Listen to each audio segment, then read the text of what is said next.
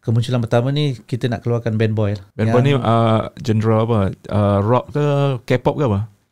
InsyaAllah K-pop. K-pop sebab itu benda yang sebab apa yang viral hari tu, seorang budak ni dia ambil selfie dia setiap hari selama 3 tahun ke berapa tahun. Terus ada orang nak beli dan dia terus jadi jutawan sekelip mata. Betul. Bila dia, yalah, gambar tu kan semua dia susun kan. Maksudnya aktiviti kita kena kreatif lah. Kita kena kreatif apa saja. Tapi kalau kita bernasib baik, ada orang nak beli. Sebab orang nak beli tu pun dia menyimpan dengan harapan untuk dijual balik.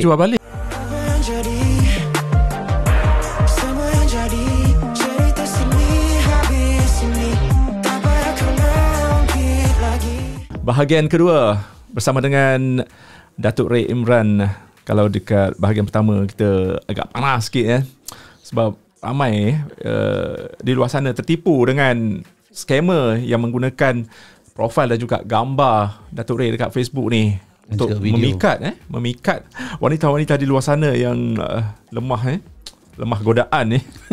So untuk bahagian kedua ni kita bersama dengan Datuk Ray sekali lagi. Orang kata kita nak buat sharing lah sikit kan. Sebab kan kita nampak Datuk, orang kata antara usahawan yang kira sukses dekat Malaysia ni ada produk kosmetik sendiri penerbit filem dan sekarang ni mungkin ada something yang baru lah selepas kita orang kata duduk rumah lah, begitu sekian lama kan PKP ni.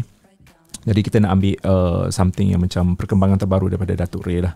So untuk yang pertama sekali mungkin Datuk boleh cerita ataupun kongsikan kepada kami lah bagaimana kejayaan tu boleh terhasil dengan orang kata menjadi usahawan.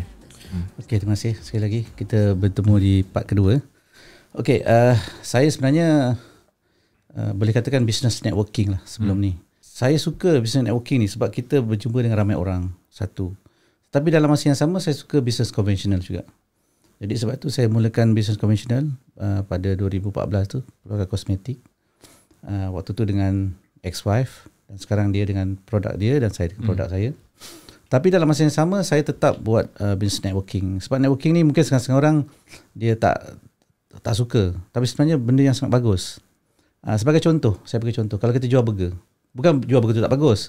Kalau hari ni hujan ataupun PKP, kita tak boleh buka. Tapi kalau bila networking ni, dengan dunia sekarang semua online, kita boleh buat duit dengan tidur pun boleh. Itu perbezaan dia. Jadi saya suka. Tapi setengah-setengah orang tu bila kita buat business networking ni, dia macam pandang rendah atau pandang remeh. Walaupun banyak yang sukses. Sebab kawan-kawan saya ada yang terbaru ni, ada kawan saya buat business networking ni, terlebih tepat lagi pada dunia kripto ni.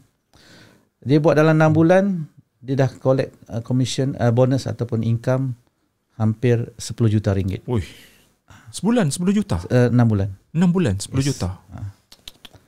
Tetapi itulah macam saya cakap, setengah-setengah masyarakat macam tak berapa memandang business networking ni sesuatu yang boleh buat duit. Dia pada remeh. Jadi sebab tu saya nak dua-dua. Kenapa ada stigma macam tu, Datuk? Memandang remeh terhadap ni, sedangkan ada yang terbukti berjaya, ataupun mungkin ada yang sesetengah daripada mereka yang mengatakan bahawa networking ni macam something yang macam dia persepsi sebenarnya. Persepsi, mungkin ada penipuan ke, macam ada yang macam keuntungan dia sekejap, lepas tu jatuh. Lepas tu buat benda lain balik semua. Sebab tu saya cakap tadi, macam awal tadi saya cakap, kita kena pandang sesuatu perkara tu, kita boleh pandang dari sudut positif atau negatif.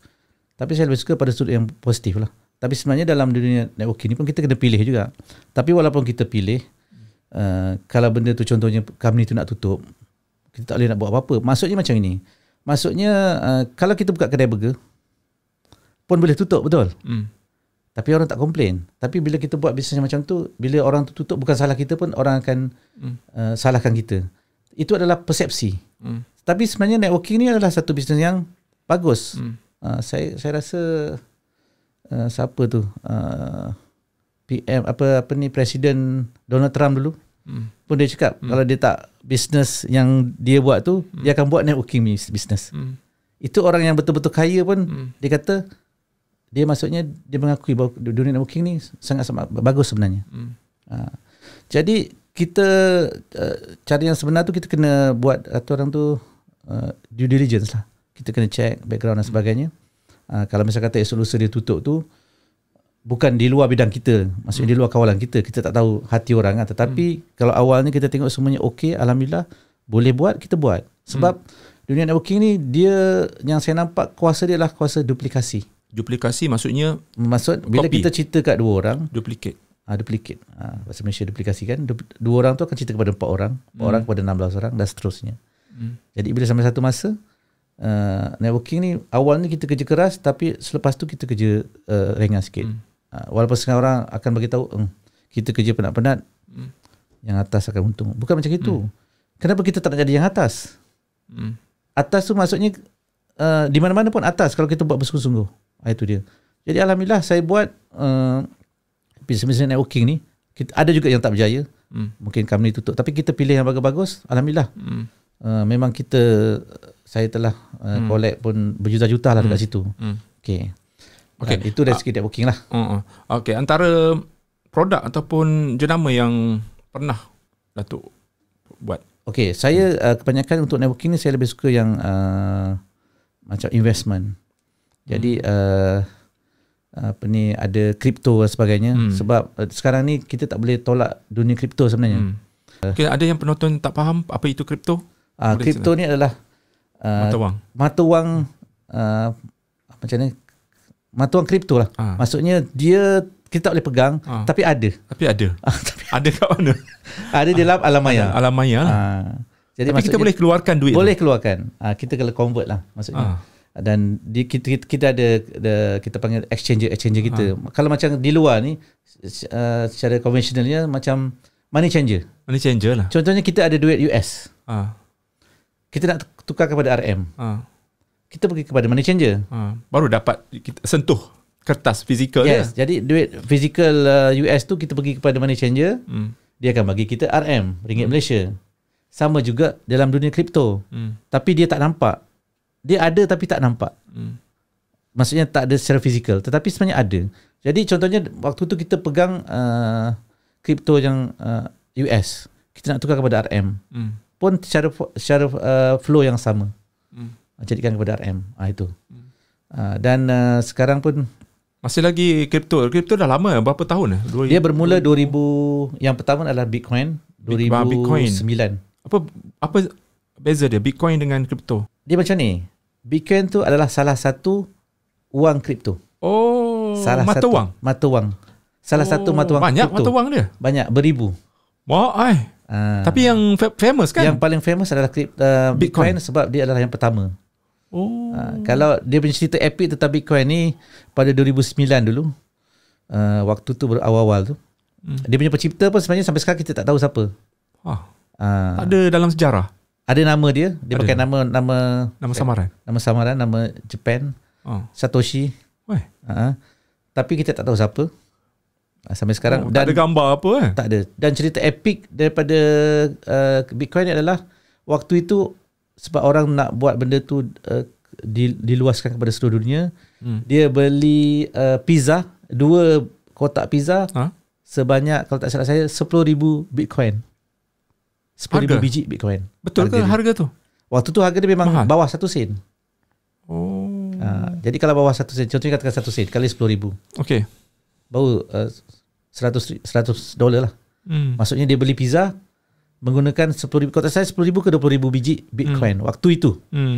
So, kalau sekarang mungkin lebih. Kalau saya cakap kalau 2009 tu Budi simpan, tak payah pergi jauh lah, simpan 100 biji Bitcoin pada waktu tu. Mungkin dia beli $1 pada waktu tu, $100 lah kalau 100 biji kan.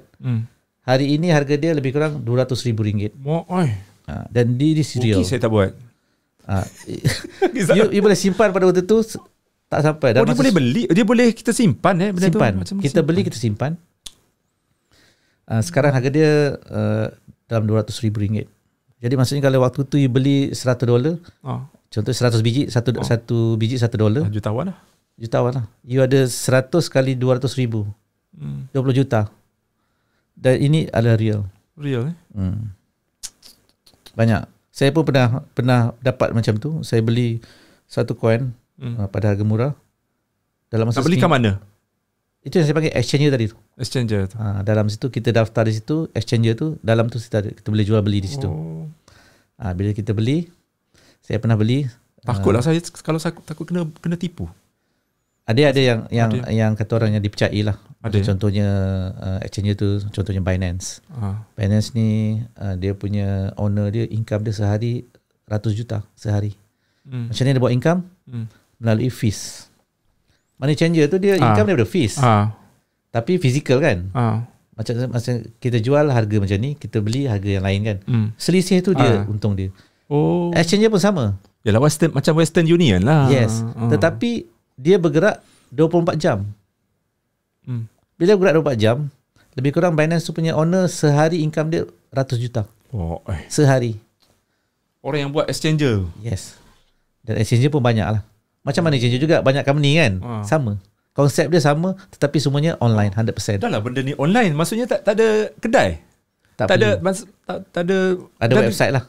Dan mata wang tu kita tak nampak macam fizikal. Yes. Tak boleh pegang. Tapi ada teknologi. Dipanggil teknologi blockchain. Dan decentralized. Decentralized ni bermaksud tidak berpusat. Tidak berpusat bermaksud tidak ada siapa yang kontrol.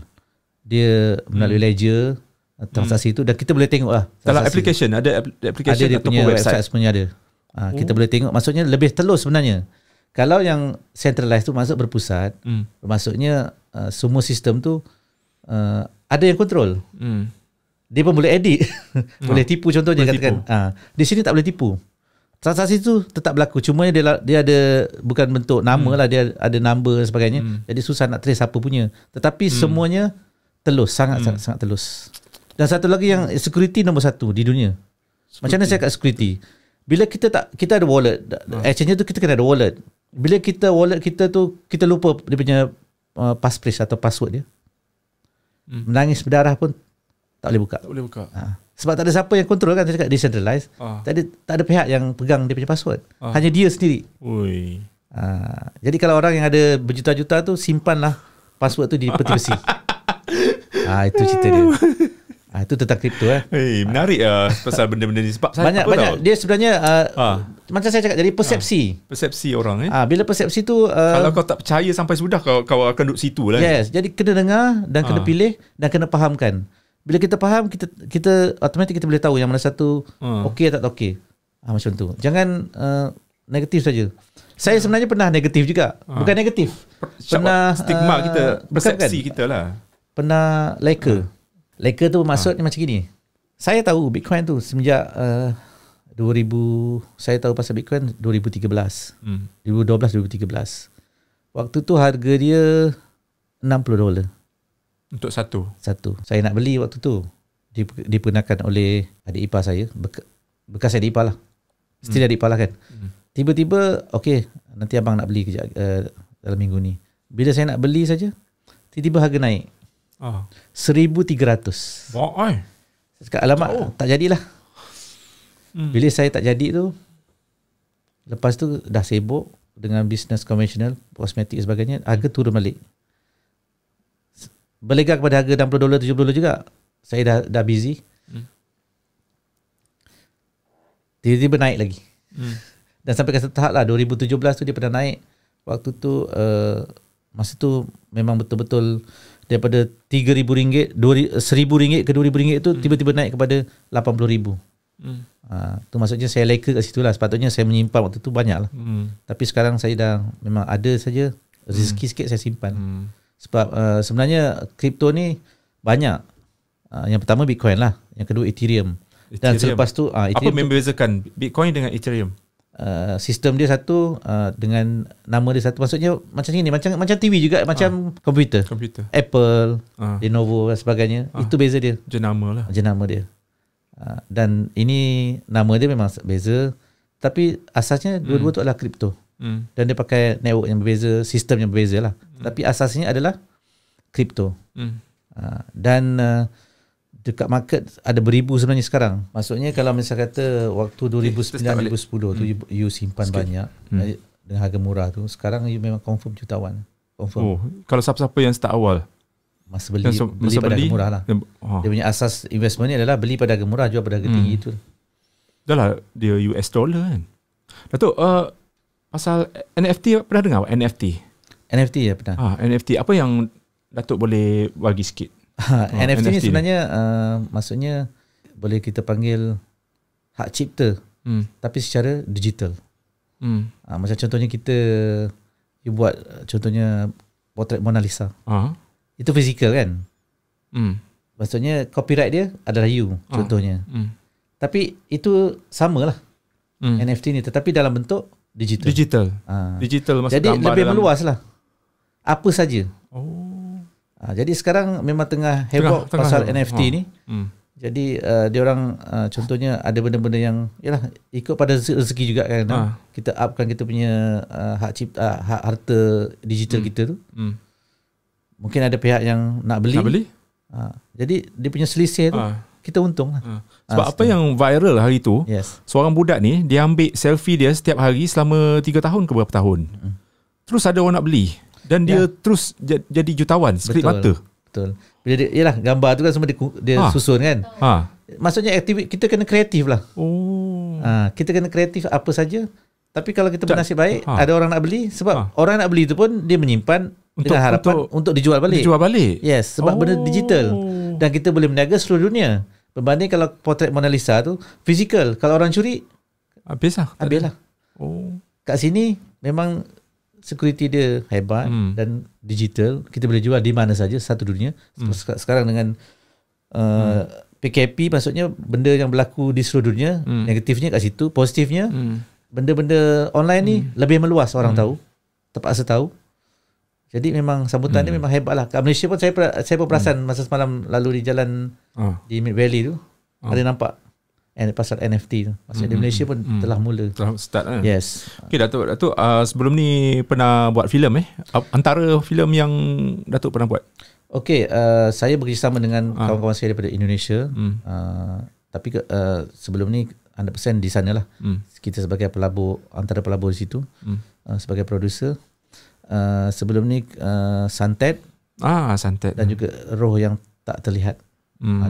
Malangnya sebenarnya dah ada filem yang ketiga, tapi PKP kan, dan baru-baru ni dia orang kata dah siap. Dia pun minta saya masukkan ke sini, InsyaAllah. Tapi sekarang pun panggung wayang pun agak kurang kan. Kurang sebab kita ada filem-filem tak ada filem-filem yang hot sangat lah sekarang ni. Satu, tak ada filem yang hot. Yang keduanya, orang pun masih lagi berhati-hati. Tapi mungkin kalau tak masuk ke panggung wayang pun kita akan masuk kepada Astrofos dan sebagainya. Maksudnya banyak media yang kita boleh masukkan. Jadi insyaAllah filem ketiga lah untuk saya punya, macam company saya tu Cashmere Studio lah. Macam untuk produk kosmetik tu Cashmere Skin. Nama company semua Cashmere Cashmere. Suka Cashmere? Yes, dia nama tu unik. Masa first saya idea dapat nama Cashmere tu, ramai yang suka. Dia kata nama tu international kan. Alhamdulillah sampai sekarang nama tu memang best lah, cantik, sesuai. So saya masih gunakan Cashmere Studio. Sebelum ni adalah untuk filem, tapi bila PKP kita stop sekejap. Tapi ni pun dah filem ketiga dah siap sebenarnya. Dan kita akan pasarkan ke Malaysia insyaAllah dalam masa tak lama lagi. Dan dalam masa yang sama saya telah dapat satu partner untuk manage artis-artis. Jadi kita telah wujudkan maksudnya satu cabang dalam Cashmere Studio, satu untuk filem, satu untuk artis pengurusan. So nama dia Cashmere Management. Masih lagi Cashmere Studio lah. Sekaligus. Okay, perancangan Datuk macam mana orang kata nak set up pengurusan artis ni? Ya, saya dapat orang yang berpengalaman dalam industri. Sebab saya tak mahir dalam situ, jadi kita perlukan orang yang berpengalaman. Dan untuk kemunculan pertama ni kita nak keluarkan band boy. Band boy ni genre apa? Rock ke K-pop ke apa? InsyaAllah K-pop. Sebab itu benda yang hot kan. Tengah hit. Tetapi ada sesuatu yang unik tentang kita punya band boy. Tapi itu saya tak nak cerita sekarang. Kita akan cerita nanti. Sebab itu masih lagi dalam perancangan lah. Dah ada konsep dia tu, dan dah ada satu spark konsep dan keunikan Tetapi saya tak nak dedahkan sekarang, nanti insyaAllah dalam masa terdekat. Sebab sebenarnya kita dah buat macam internal audition lah. Sebab kita nakkan Band Boy ni pandai menari. Jadi kita dah ada shortlisted kan beberapa bakal kita punya artis. Tetapi dalam masa terdekat pun kita akan buat online audition juga. InsyaAllah nanti dalam masa terdekat kita akan wawarkan online audition. Selepas itu baru kita akan buat PC dan kita akan ada suatu keunikan dekat situ yang saya tak nak dedahkan sekarang. Tak surprise lah. Tapi saya harap semua pihak doakanlah supaya benda ni berjaya, sebab ini adalah satu bisnes yang baru yang saya nak yang memang saya nak buat daripada dulu. Sebab Cashmere Studio tu memang yang pertamanya adalah untuk filem, yang keduanya adalah untuk artist management, dan juga yang ketiganya saya nak buat drama-drama juga. Jadi ikut pada progress lah. Jadi sekarang masih yang sesuai, insyaAllah kita nak buat pasal management artis ni lah. Dan juga yang kalau misalnya kata dunia dah okey sikit, kita pun nak buat event macam mengajukan konsert artis dan sebagainya. Sebab saya pun memang ada kawan-kawan di Indonesia yang memang sebelum ni kawan saya mengajukan konsert Marcel dan juga Chris Dayanti. Itu kawan-kawan saya yang sebagai dia punya pengajuh. Jadi kita dapat pengalaman daripada situ. Jadi kita insyaAllah lah, kalau situasi dah okey, sebab sekarang pun susah juga kalau kita nak buat konsert nanti tak dengan SOP sebagainya, kita tak boleh penuh. Bila tak boleh penuh, tiket tak memang habis tapi tak boleh penuh. Kan tak boleh cover kita punya kos. Macam tu. Tapi pelan-pelan lah. So untuk pengurusan artis ni, adakah Datuk akan cari artis-artis baru ataupun nak juga masukkan artis-artis yang sedia ada ke, macam mana? Semua ada. Sebab partner saya ni pun memang dah ada juga beberapa artis yang sebelum ni dia dah pegang. Dia yang uruskan secara personal. Di samping yang baru, yang lama juga, yang contohnya tak ada pengurus, kita akan serahkan. Datuk dah ada tarikh untuk uji bakat lah? Uji bakat ni kita akan buat insyaAllah dalam bulan 3 ni lah. Tarikh tepat tu belum lagi, sebab kita sekarang ni kita tengah arrangekan pasal office untuk Cashmere Studio ni. Sebab kita nak buat satu studio, maksudnya macam saya cakap tadi, kita nak dia orang pandai menari kan. Jadi kat situ pun ada studio menari juga. Macam tu. Dan kita pun tengah arrangekan pasal pengajar-pengajar juga. Sebab bila kita nak keluar ke market, kita nak kena dia orang bersedia kan. Yalah. Dengan tarian dan juga dengan coach dan sebagainya. Dan bukan saja untuk nyanyian juga, untuk pelakon pun juga. Macam saya cakap tadi tu, yang partner saya tu pegang tu budak pelakon cilik lah. Saya lupa nama dia tu. Sebab kita dia orang belum masuk lagi saya punya company. Dia uruskan secara personal sebelum ni. Yalah, kalau kita nak ambil modul ataupun formula daripada Korea, misal kata kan, dia orang untuk keluarkan satu produk tu, dia orang tunggu macam 5 tahun, 4 tahun untuk menghasilkan satu band ataupun satu kumpulan. Kan? Macam kita kan. Sebenarnya itulah yang dicakap oleh saya punya partner. Dia nak buat konsep macam Korea.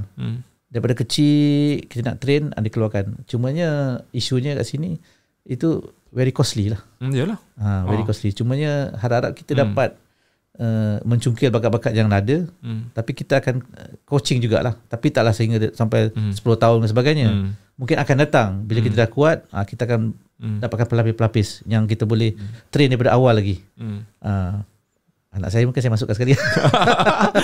Anak saya pun ni baru-baru ni semalam dapat. Dia umur berapa dah sekarang? Umur 7 tahun. Yang lelaki tu selalu dengan Datuk featured dekat video TikTok kan, video IG story apa semua kan. So bakal jadi artis juga tu. Dah jadi kot. Sebab dia handsome. Dia ada ni lah, ada dia terikut boleh jual lah, mak dia dengan bapak dia lah tu. Dia sangat aktif, sangat bijak, alhamdulillah. Dan semalam dia bawa syuting untuk satu produk international. Susu khas untuk hari raya. Dia jadi model Jadi model. Main role lagi. Sebelum ni last year kan dia dapat untuk Grab kan. Tapi sebagai tambahan kan. Pandai Datuk jual. Tahun ni ialah ibu dia pun, nenek dia pun banyak membantu kan. Kita pun dah daftarkan dia dengan agensi model juga. Tapi itulah dia memang aktif dan fast learner lah. Itu sih Aryan. Nama dia Aryan.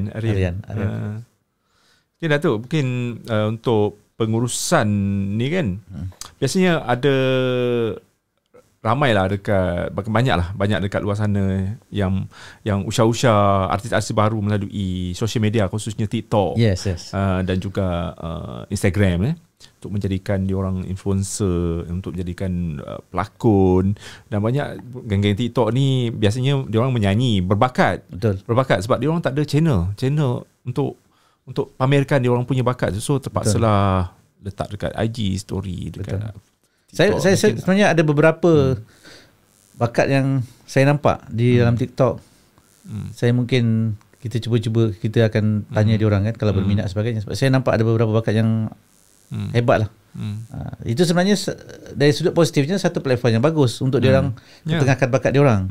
Dan saya pun dah masuk dalam TikTok pun saya nampak ada beberapa nama-nama yang saya tengok ini bagus, suara dia bagus. Jadi mungkin sebenarnya memudahkan kita juga. Betul. Kita dah nampak, kita terus contact je. Dan kita minta dia bagi dia punya lagu ke sebagainya, dia punya video, dan kita akan tapis lah macam mana. Kita akan lantik beberapa, boleh kita panggil juri lah. Sebab saya bukan seorang yang berpengalaman, tapi kita perlukan seorang profesional lah untuk memilih tu. Yalah, saya tengok pun macam Warner Music, Universal, memang dia orang ambil artis daripada TikTok. Yes. Sebab sebenarnya ada kelebihan kat situ. Di samping bakat, dalam masa yang sama dia orang dah ada followers. Berbanding kalau yang baru yang tak ada benda tu semua, dia terpaksa juga masuk ke dunia itu. Sebab itu adalah it's a must lah sekarang. TikTok, Facebook, IG, itu semua benda yang emas. Kalau tak ada tu, you duduk dunia mana? Macam tu kan. Okay lah, kita nak mengakhiri kita punya part 2. Boleh tanya soalan borak sini habis sini ke? Boleh. Status Datuk Ray sekarang ni macam mana? Status lah. Status saya macam ni lah, single. Masih single. Tapi so tak ada perancangan untuk perancangan ada. Pernah kecewa. Selepas berpisah tu. Setelah pisah tu itu ada bercinta juga lah. Ada calon lah. Bercinta lah. Bercinta. Tapi kecewa, dah kecewa. Tapi dah move on. So cari yang baru lah. Sekarang dalam proses mencari yang baru. Tapi tak jumpa lagi. Aduh. Tak jumpa lagi masalahnya. Kisahnya Datuk kan. Daripada bahagian pertama kita borak dengan Datuk pasal orang menggunakan tengok Datuk sendiri dia single. Saya single. Dia cakap banyak, dia kata banyak calon. Dia kata ramai yang masa-masa pun cakap, Datuk banyak calon, kenapa tak pilih saja? Cakap mana boleh saya pilih. Macam mangsa. beli goreng pisang kan. Macam tak boleh. Tapi ramai yang dah jatuh cinta tu macam mana? Memang ada yang kata saya sombong sebab tak melayan cinta dia, pun ada juga cakap. Bukan saya sombong, saya tak nak nanti saya bagi you cinta yang saya tak ikhlas, nanti you sendiri yang akan sakit hati kemudian kan. Okey, dalam fikiran saya tahu tak apa bukan taste Datuk kita orang tahu taste Datuk macam mana. Tak tahu kan.